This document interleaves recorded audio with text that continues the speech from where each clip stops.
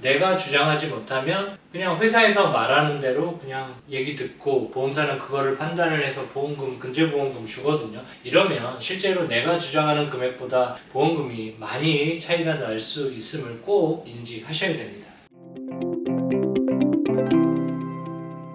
안녕하십니까. 보험금 분쟁 전문가 최성환 손해사정사입니다. 자, 오늘 다룰 내용은 산재 장기 요양 근로자분들, 현재도 요양하시는 분들이죠. 손해배상 청구 즉 근저보험 청구할 때 좀 대처할 수 있는 방법에 대해서 알아보는 시간을 갖도록 하겠습니다. 제가 오늘 주제로 한 산재 장기 요양 근로자라고 하면 업무상 질병 또는 사고로 인해서 산재 승인을 받고 요양한 지 2년 이상 장기 요양을 받는 근로자를 얘기를 합니다. 이런 분들이 대부분 뇌손상이라든가 척수손상, 재활치료나 이런 부분들을 좀 오래 받아야 되는 환자군에 좀 근로자분들에 속하거든요. 이런 분들이 이제 추가적인 산재 후 보상을 생각하고 있는 분들이 대부분이실 거라고 생각은 하거든요. 그런 분들이 어떻게 대처해야 되는지 한번 보겠습니다. 첫 번째는 산재 후 보상 대비입니다. 산재는 업무상 사고에 대한 부분만 판단이 되면 과실 유무에 상관없이 승인이 돼서 치료를 받을 수 있는 좋은 제도인데, 저희가 오늘 주제로 한 손해배상 청구나 근저보험은 회사의 손해 과실 책임을 물을 수 있는 사고여야지만 산재 후 보상을 청구를 할 수가 있거든요. 그래서 회사의 책임이 불법행위 책임이라든가 근로계약서상의 채무불이행 책임, 산업안전보건법상 책임 등의 과실 책임을 물을 수 있어야지만 저희가 산재 후 보상 청구를 할 수가 있습니다. 그래서 이러한 책임에 따른 부분들이 근거가 사고 내용이 있는지에 대한 부분들을 검토를 먼저 받는 것이 중요합니다. 이런 부분에 있어서는 근로자분들이 판단하기가 매우 어려운 부분들이 있습니다. 그래서 본인이 정확하게 사고 내용은 알고 있을 거니, 사고나 질병 그 부분에 있어서의 전문가 좀 도움을 좀 받아서 상담을 통해서 회사의 과실 책임을 주장할 수 있는 부분인지 판단을 좀 받아보시는 게 중요할 것 같고요. 두 번째는 다친 현장이 제조업 또는 건설 현장이라고 하면 근저보험 가입률이 매우 높은 사업장이거든요. 근저보험 가입 확인 후 증권을 꼭 확보를 해두시는 게 좋겠습니다. 근저보험을 저희도 보험 가입하면 증권 주죠. 그래서 근저보험도 보험이기 때문에 증권이 한 장짜리로 이렇게 있습니다.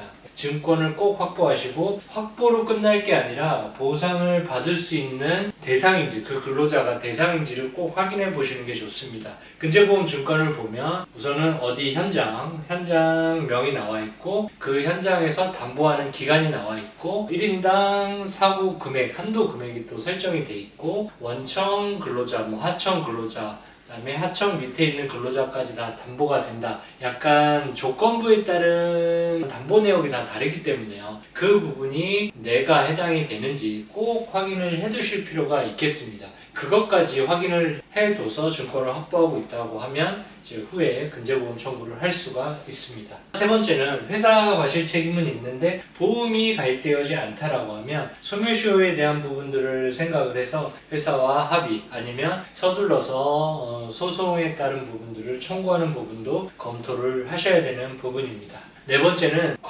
회사의 과실을 주장할 수 있는 부분이라고 하면 내 과실도 존재할 수가 있거든요. 그래서 손해배상 금액이, 청구 금액이 많아지려면 회사 과실은 많고 제 과실은 적게 주장해야지 상기에 따른 부분들이 적어지기 때문에 과실을 주장할 수 있는 자료를 확보해 두시는 게 좋습니다. 자료 확보는 당시에 같이 근무했던 목격자가 있으면 진술서라든가 현장 사진 등 사고 내용을 좀 적시한 내용들을 가지고 있다라고 하면 추후에 근저보험 청구 또는 손해배상 청구를 했을 때 과실을 주장할 수 있는 입증 자료로 활용할 수가 있습니다. 오늘 주제로 한 2년 이상 지나고 나서 근저보험 청구하는 경우이기 때문에 사건이 많이 흐려지거든요.